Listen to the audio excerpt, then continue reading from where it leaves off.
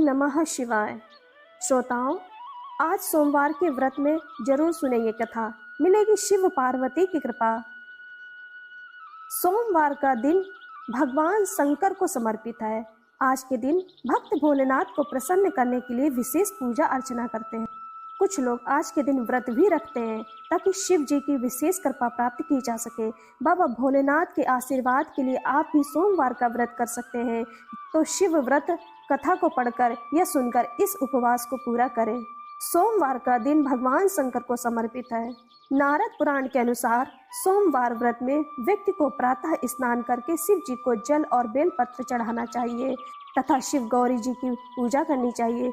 शिव पूजन के बाद सोमवार व्रत कथा सुननी चाहिए। इसके बाद केवल एक समय ही भोजन करना चाहिए। साधारण रूप से सोमवार का व्रत दिन के तीसरे प्रहर तक होता है, मतलब शाम तक रखा जाता है। सोमवार व्रत 3 प्रकार का होता है: प्रति सोमवार व्रत, सौम्य प्रदोष व्रत और 16 सोमवार का व्रत होता है।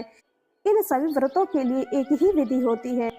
तो श्रोताओं, आइए श्रवण करते हैं सोमवार व्रत की महान कथा।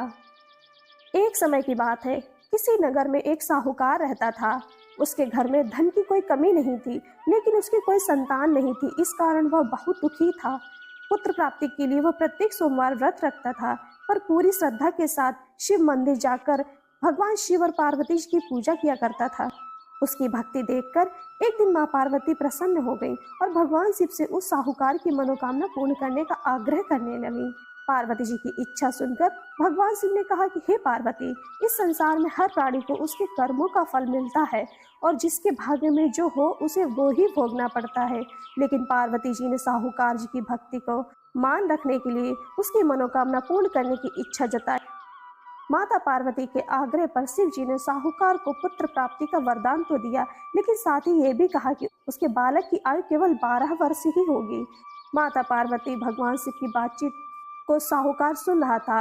उसे ना तो इस बात की खुशी थी और ना ही दुख। वह पहले की भांति शिव जी की पूजा करता रहा। कुछ समय के बाद साहूकार के घर एक पुत्र का जन्म हुआ। जब वह बालक 11 वर्ष का हुआ तो उसे पढ़ने के लिए काशी भेज दिया गया। साहूकार ने पुत्र के मामा को बुलाकर उसे बहुत सारा धन दिया और कहा कि तुम इस बालक को काशी विद्या प्राप्ति के लिए ले जाओ और मार्ग में यज्ञ करना। जहाँ भी यज्ञ कराओ वहाँ ब्राह्मणों को भोजन कराते और दक्षिणा देते हुए जाना। दोनों मामा भांजे इसी तरह यज्ञ कराते और ब्राह्मणों को दान दक्षिणा देते काशी की ओर चल पड़े। रात में एक नगर पड़ा जहाँ नगर के राजा की कन्या का विवाह हो रहा था, लेकिन जिस राजकुमार से उसका विवाह हो रहा था वह एक आंख से काना था। राजकुमार के पिता ने अपने पुत्र के काना होने की बात को छुपाने के लिए एक चाल सोची। साहूकार के पुत्र को देखकर उसके मन में एक विचार आया। उसने सोचा, क्या इस लड़के को दूल्हा बनाकर राजकुमारी से विवाह करा दूं? विवाह के बाद इसको धन देकर विदा कर दूंगा और राजकुमारी को अपने नगर से ले जाऊंगा। लड़के को दूल्हे के वस्त्र पहनाकर राजकुमारी से विवाह करा दिया। लेकिन साहूकार का पुत्र ईमानदार था, उसे ये बात न्याय संगत नहीं लगी। उसने अवसर पाकर राजकुमारी की चुन्नी के पल्ले पर लिख दिया कि तुम्हारा विवाह तो मेरे साथ हुआ है, लेकिन जिस राजकुमार के संग तुम्हें भेजा जाएगा वह एक आंख से काना है। मैं तो काशी में पढ़ने जा रहा हूँ। जब राजकुमारी ने चुन्नी पर लिखी बातें पढ़ी तो उसने अपने माता पिता को ये बात बताई। राजा ने अपनी पुत्री को विदा नहीं किया, जिससे बारात वापस चली गई। दूसरी ओर साहूकार का लड़का और उसका मामा काशी पहुंचे और वहां जाकर उन्होंने यज्ञ किया। जिस दिन लड़के की आयु 12 साल की हुई उसी दिन यज्ञ रखा गया। लड़के ने अपने मामा से कहा कि मेरी तबीयत कुछ ठीक नहीं लग रही। मामा ने कहा कि तुम अंदर जाकर सो जाओ।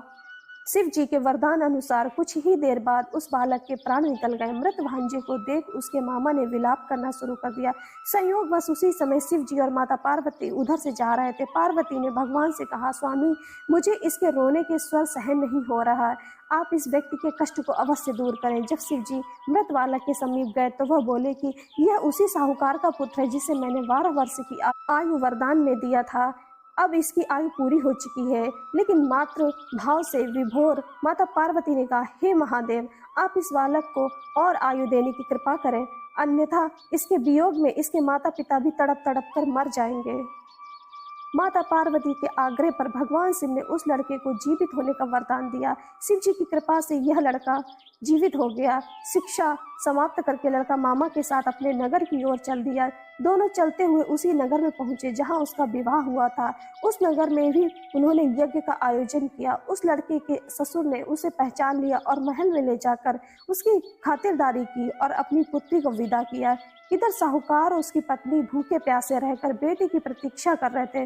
उन्होंने प्रण कर रखा था कि यदि उन्हें अपनी बेटी की मृत्यु का समाचार मिला तो वह भी प्राण त्याग देंगे, परंतु अपने बेटे के जीवित होने का समाचार पाकर वो बेहद प्रसन्न हुए। उसी रात भगवान शिव ने व्यापारी के स्वप्न में आकर कहा कि हे श्रेष्ठी, मैंने तेरे सोमवार व्रत करने और व्रत कथा सुनने से प्रसन्न होकर तेरे पुत्र को लंबी आयु प्रदान की। इसी प्रकार जो कोई सोमवार व्रत कथा करता है या तथा सुनता है और पढ़ता है, उसके सभी दुख दूर होते हैं और समस्त मनोकामनाएं पूर्ण होती हैं। ओम नमः शिवाय।